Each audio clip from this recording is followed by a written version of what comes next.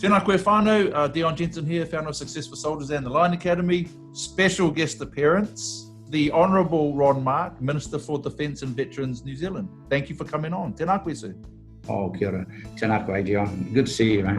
Good to see you. Yeah, we're doing the Veteran Chat series where I'm just amplifying everything that's positive in our space for Ngāti Tūmataunga, right? Whether it's veteran support, whether it's community initiatives, whether it's guys doing well overseas. We're just going to amplify the positive. And these are the golden years for defence right now, and they will look back upon this as a golden era. And saying that on the back of some big announcements around capability, procurement decisions, decisions and announcements that have actually got the money attached to them and the contracts are being signed. We've got another big announcement coming up on 7th of July. I'll do that from Linton because it's Linton that's going to benefit, and we'll be up in Ohakea to have a look at a new capability that's come online as well. In the space of 2.5 years, we've moved so much. It doesn't matter whether it was the frigate systems upgrade, which had been sitting around for 10 years, having had an approval to do a business case back in 2007. I come into this office in 2017 and the damn project hasn't even started, and people are arguing the toss backwards and forwards. So, cost blowout, that always causes people's eyes to water, but you got to make a decision. You got to do something. You're either going to say, right, can the whole thing, we're not going to do it, or we say, Yes, that's it. You got to make it, and we did, and made a decision there. We got the frigate systems. I was hoping I was congratulated the other day for introducing 2 new ships into the Navy fleet in 2 years, and I said, well, I'm actually disappointed because I was hoping to have 3 new ships in those 2.5 year period with Takaha coming back. But she'll be back after the election around December. The good news is she'll be back. Yeah. So there's a lot going on, whether it's the frigates, whether it's the Aotearoa, whether it's Manawa Nui, whether it's the new King Airs that we've got in Ohakea, whether it's the NH90 simulators, whether it's there's a wealth of real estate and infrastructure projects that have all been ticked off and funded. There's just P8s, Hercules, the advancing forward of the enhanced maritime awareness capability, which is a new concept and takes us into we're heading to the 22nd century. So where do I start? There's just so much good news. I'm hearing so many capabilities that we're trying to increase. The focus being, we're hearing obviously on the South Pacific, I'm hearing maritime, I'm hearing frigates, I'm hearing aircraft. Are we still a fighting capability in the New Zealand Defence Force able to, as part of a larger contingent, still have teeth? The first principle, Dion, of the Strategic Defence Policy Statement is that we be combat capable. That's the first principle. And to be combat capable, 1, you need to have the gear. You need to have the platforms, but 2, you need to have the people as well. And you need to have the people, and it's this document right there. Plank, this is plank policy, everything's built on this foundational policy. And you need to have people. So, and it's making sure that in all respects, whether it's buying gear, the P8s is the first. People lamented the loss of an air combat capability when Labor disbanded the Skyhawks and the Air Mackie squadrons and got rid of that entire capability. Well, the purchase of the P8 has just changed the game. And that is going to be one of the most advanced pieces of fighting machinery that we've ever owned in New Zealand. The new upgraded frigates are going to make them leading edge. In some ways, they're going to be ahead of what Australia has now. They're certainly going to be equal to anything that the Brits or any of our other Firebase partners are running. Those vessels will come back to us weaponised at a level that make us a serious player out there on the oceans. But then coming, and there's the stuff coming, which I'll announce later for the Army as well. Yep. But it's being combat capable is about a hallmarks, having people, the training, the exposure to exercises, the exchanges that we do with our Firebase partners, having people regularly. I think we regularly have about 100 people within Australia. At any one time of the year, we have about 50 people in the United States at any one time of the year. We have all of our deployments, which will keep us connected and operational alongside of our Firebase partners. And I'm looking to, and I want to expand that the capability by increasing the strength of our infantry battalions, increasing the strength of our artillery, regiments and increasing the strength of the Armoured Corps, well, which QAMR these days, as we know it, and of course combat engineering. The Five Eyes partners. What's the Five Eyes? Well, that's the arrangement between 5 like-minded nations. 4 of us just happen to be Commonwealth nations, and the United States. So, between Australia, New Zealand, Britain, Canada, and the United States, we are all like-minded nations. We're not part of a formal alliance as such with either. The only one we have a formal alliance with is Australia, and that is the one country we say, if you're in trouble, we will come to your aid. That's it. The rest is it's a strategic partnership and a joinery between 5 like-minded nations who have sovereign interests that overlap. And the sovereign interests where we all overlap are in the Pacific, and we shared values, and we see things in a like-minded way. And we train and we aim to be interoperable, compatible, and to work with and understand each other better. A lot of what we do is on a people-to-people level, where we strive to be well connected with each other, both in terms of foreign policy and in terms of diplomacy, and increasingly now in terms of how we all look after our veterans as well. And Five Eyes is growing out actually into some areas beyond just defence. Yeah, absolutely. And you know what I do globally around the world, and I always listen and I watch for anyone that mentions New Zealand or mentions that term Five Eyes Partners. And especially on LinkedIn, one of the other ministers won't say which country where they're from. It's very, very easy to track what's happening around the place that affects New Zealand and the South Pacific. So we're very fortunate to have a very strong social media presence. We've got more in our network now, Minister, than the Defence Force Emergency Services combined. We're able now to talk to 30 million people in our networks and get that information at the same time. So one of the things I want to do, especially for the US, is I've been asked to feed 40 million homeless in North America and Canada. I've got a model to feed 3 million hungry people a month through the connections that we have in that network. So I've been invited, the only South Pacific influencer, to go and help with that with my online big mouth, to help feed them so that I can bring that model back to New Zealand. So in that network with all of those people, they're all connected to military. Yeah. They're all connected to government somewhere. And then every time I hear, oh, Five Eyes is doing this and South Pacific this and New Zealand this, I start paying particular attention. So the other reason I wanted to get you on here is because that is part of the next question is, what is the cultural changes that you've seen? You've actually just shown an international cultural change between our relationship now with these Five Eyes partners, because they weren't always that good. They weren't always that good.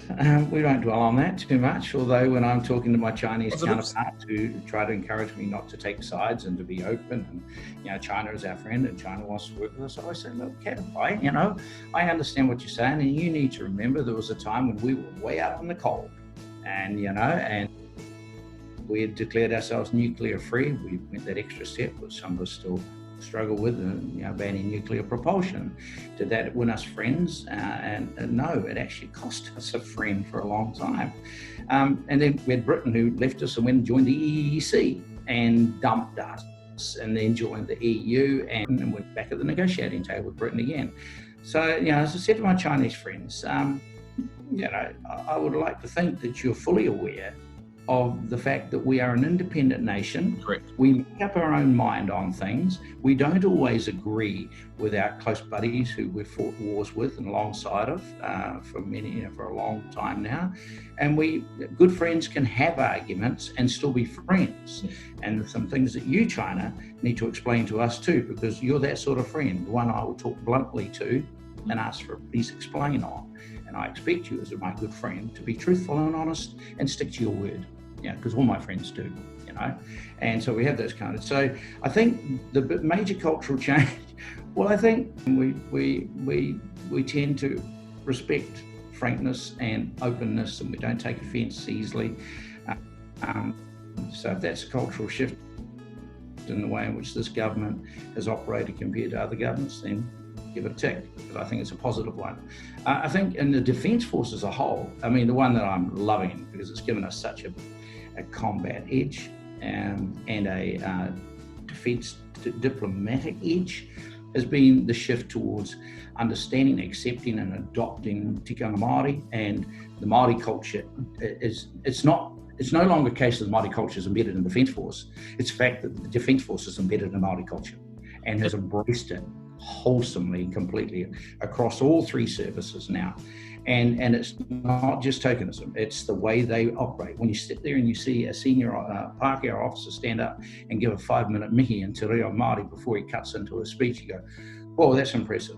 And when you see the way in which all the units are responding, whether it's a tangihana for a fallen soldier, or whether it's just a general engagement with the public at an AMP show where they've got a little expo on, it's amazing compared to when I was in the military. And I think it's been to the betterment, and it's certainly been recognised by Pacifica people. Our engagement with Pacifica is so much different and so much better now.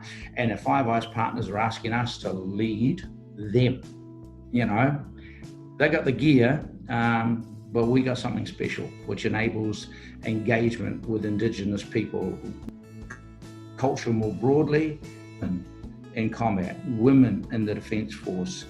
I could talk to you for hours about the changes in there, but Operation Respect started in 2016. It's only got better and better. We've got a review going just to see how we're going. It's going to be an honest, blunt review, but there is no tolerance anymore at all for those old attitudes. It's gone, and we now have Mel Ross, who's the Vice Chief of Navy, first woman to hit that rank. And I'll tell you what, there's a whole raft of them coming through right in behind her, quite outstanding. So whether it's LGBT, whether it's Māori, whether it's Pacific, whether it's women, it's the cultural changes have been massive.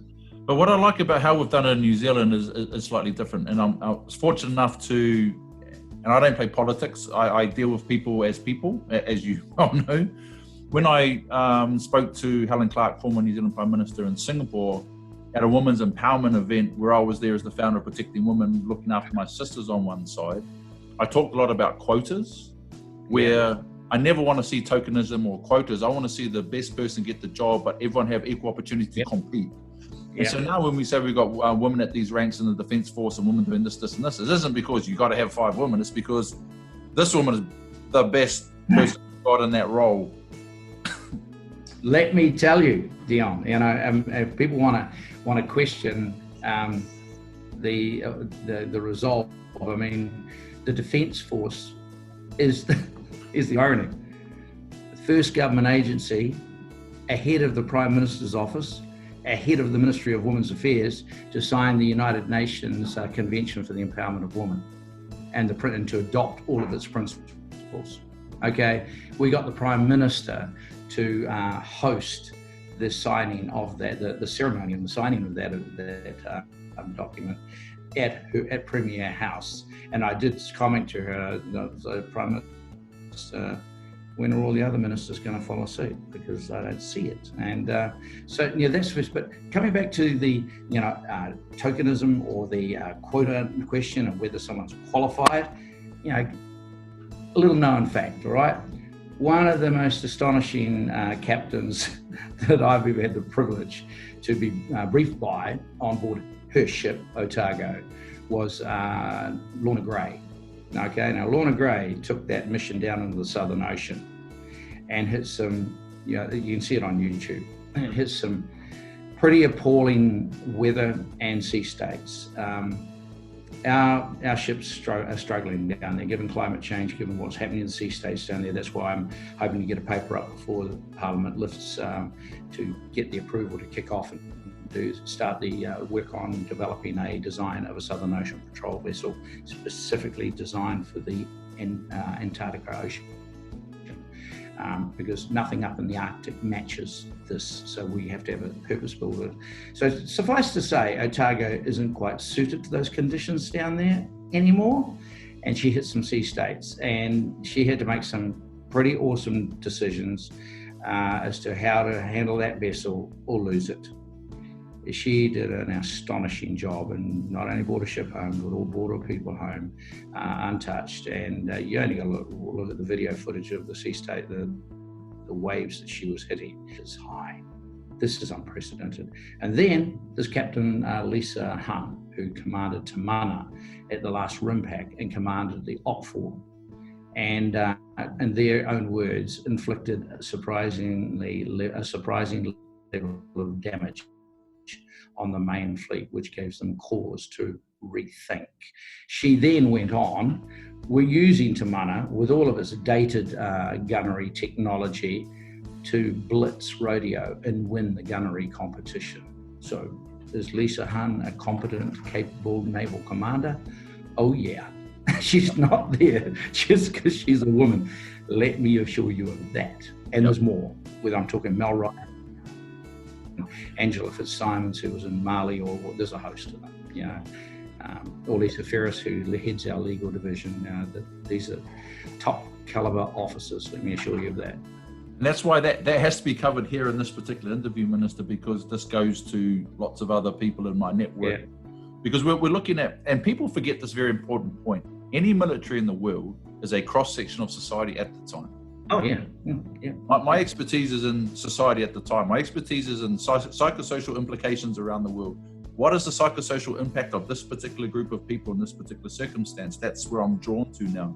Whether it's in veteran support in New Zealand or the US or it's women's empowerment, I want to know what is influencing the psychosocial state, and generally it's media. It started with mainstream media being up here and social media being down here. Then it flipped, then COVID came and sort of put it back on par again. But hearts and minds is now on this thing. Oh yeah. And yeah. And what we're seeing now is one thing that hasn't changed for New Zealand Defence Force, my opinion, is the respect for a Kiwi soldier, sailor or airman, man or woman, still right up there. Hasn't changed.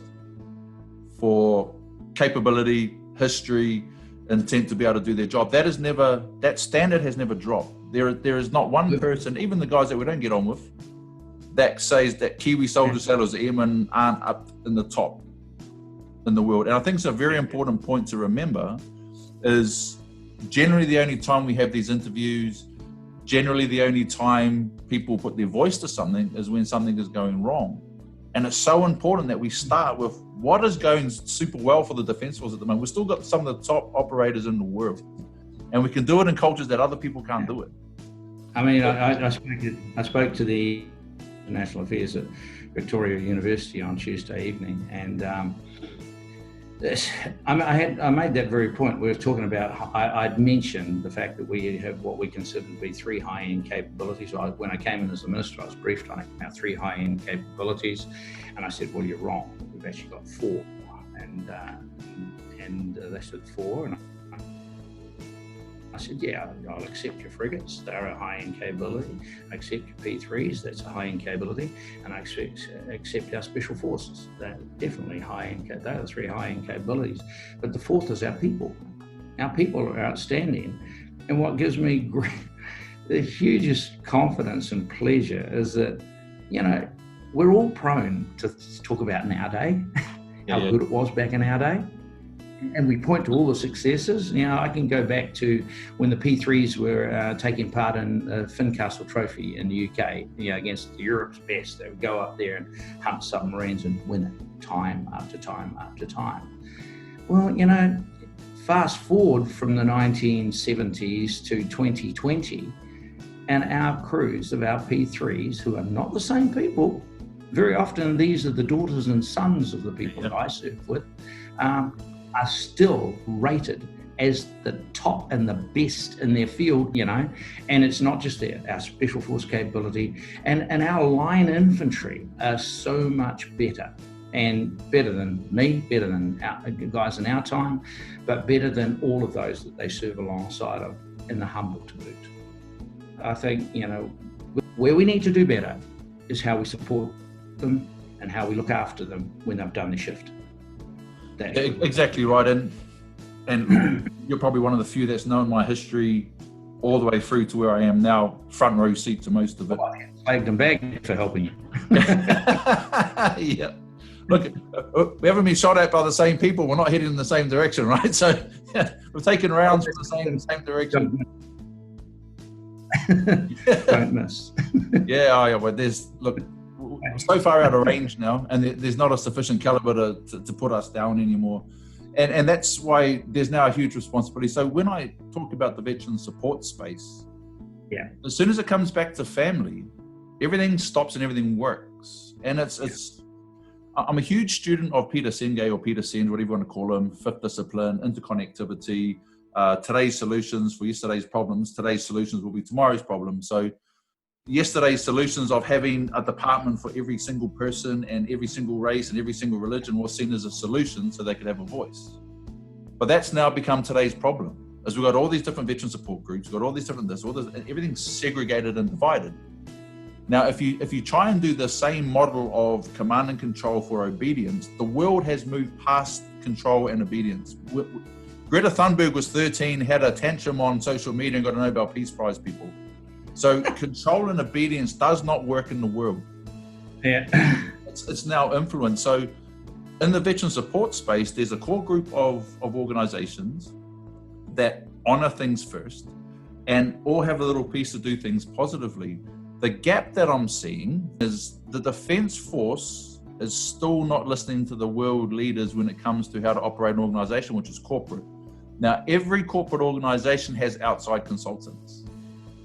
I'm part of a network, doesn't have to be me, but I'm part of a network of guys that have a whole lot of solutions and a whole lot of valuable input that can't get near the Defence Force to offer assistance in crisis leadership and management and psychosocial and social media and veteran support. Where's that bridge? When is that space going to be created where we can actually bring everyone into this neutral space to contribute? Because we're arguably influencing more in our space right now than what the establishment can. I can touch anyone on social media in any of these organizations. When are we going to start utilizing that? Yeah, it's a good observation and a very worthwhile question, Dion. I think if I come back to your earlier observation, we've got all these different veterans groups, we've got all these different pressure groups emerging there. It's a strength and a weakness. I am always been hit up as a minister for veterans by differing groups with their own view. And I am guilty of saying, well, look, have you talked this over with that veterans group? Because they don't actually have your view. I think it'd be fair to say that prior to me coming into the job, VA just did its job as it was in the statute, okay? And just did their job. I'd like to think that right now we've got them working more broadly, they're engaging more, we have a Veterans Advisory Board, we have people on there who have been operational, non-operational, people who are serving now, reserve, not serving at all. We're drawing in. I'd like to think that these days we're more open to bringing that exterior view and exterior opinion to the table to better shape our understanding and thereby from that create solutions that are going to work today. That's my issue, Minister. There's lots of us that already have these solutions. We're already doing them around the world. Why are we still having this discussion on let's have a discussion to find solutions? We've got bloody heaps of solutions. I got people in Australia and in America, and I got people that have solutions to these problems. Why are we still talking about finding solutions when they exist?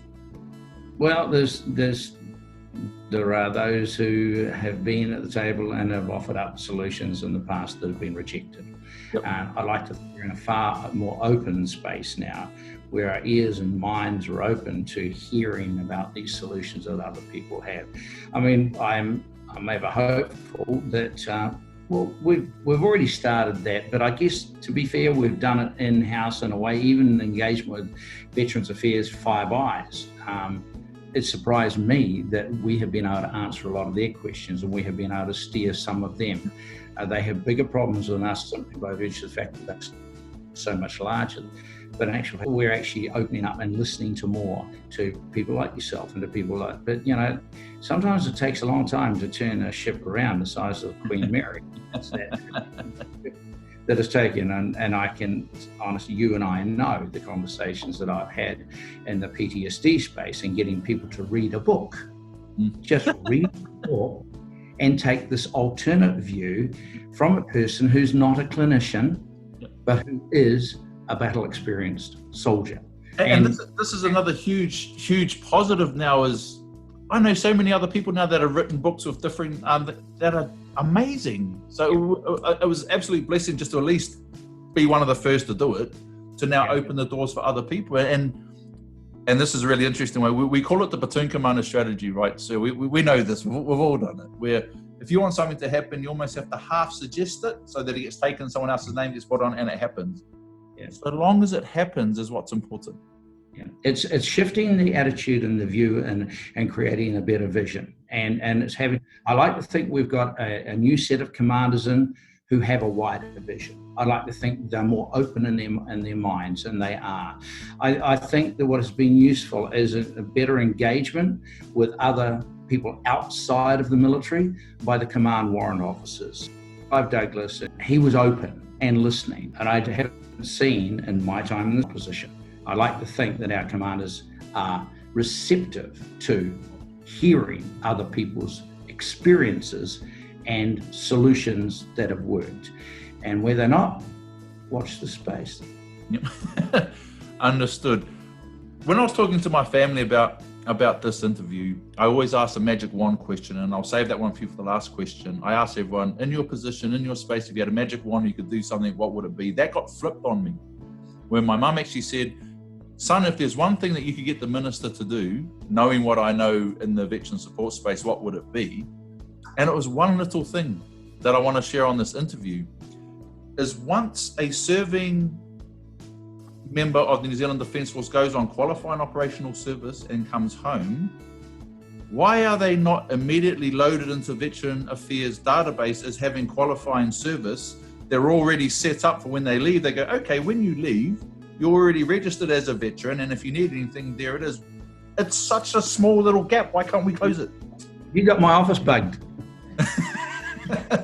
I can neither confirm nor deny that, Minister. Look, these conversations, that mirrors exactly the conversations that I've been having with VA. It has surprised me that in the past there's a degree of a lack of connectivity. So you will see, and I know, the CDF has got it.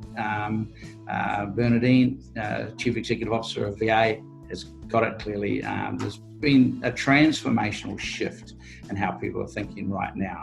It is a case of joining up. So the moment that the moment there's an interview that even suggests that a person's going to slap in their 717, I need to know that a process has started that engages on transitioning to assist them. And at that point in time, that information is fed through to VA. And in fact, it's got to be better than that.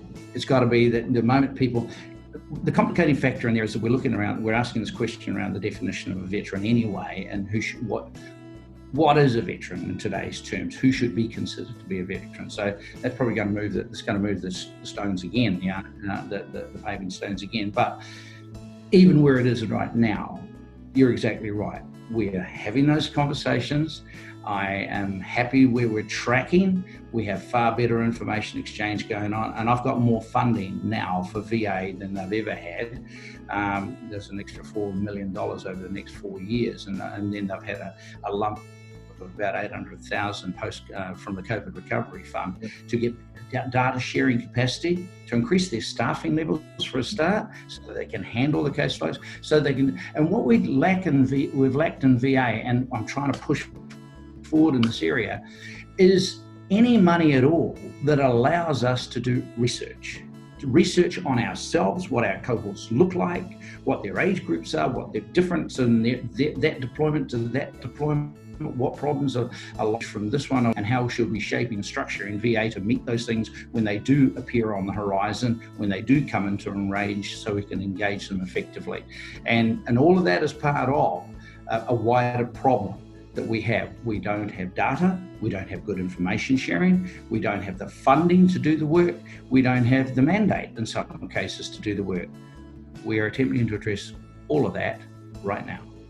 Well, it's funny you say that, because everyone I speak to, and Karen came on, Bernardina's going to come on, spoken to IBM, I've spoken to Microsoft, I've spoken to all my Asian friends in regards to big data and research, right? It's the lifeblood to activate funding, and so long as we know that side on the business sense. Most of our people don't understand that process at all, which is the other reason for these interviews, so we can share it. However, a lot of that will then boil down to what are the actual cogs.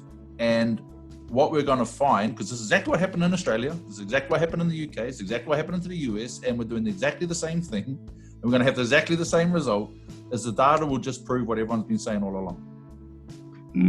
I think it's depends what you're looking for, but I'm looking for better visual of what's coming at us, better identification. You know, I walked in a situation where no one knew where the Vietnam veterans were, and yet there was a whole pool of money there to support them and their families. And I said, how many veterans you got registered? Don't you know? What are you doing to find them? What's their state of well-being? Where are they located? Where are their families? This money's not just for them, it's for their families, for their children as well. Why aren't we hunting them down? Oh, well, 800 of them are dead. Okay, so where's the rest? Where's the rest? And if you're not tooled and equipped to actually pick up a job and go see it through. I know you're pressed for time, Minister. I know you got to go. You've probably got a whole lot of people pointing fingers. Outside my door. Yeah, exactly. The last thing I want to say is what we're going to be doing in the Manawatu shortly, and you're going to get the first invitation, is there's a lot of us saying we can do things. And so what we're going to do is we're just going to showcase that. So you'll be the first one that gets an invitation of all of these solutions that we're talking about. We're going to run them for free up here so you can see them. Battle test them, test drive them, help yourself. Because that needs to happen next. But thank you very much for your time. Much appreciated. My pleasure, Dion. Good to see you. Pass on my regards to your dad. Will do. Thanks, Minister. Bye-bye. Hey.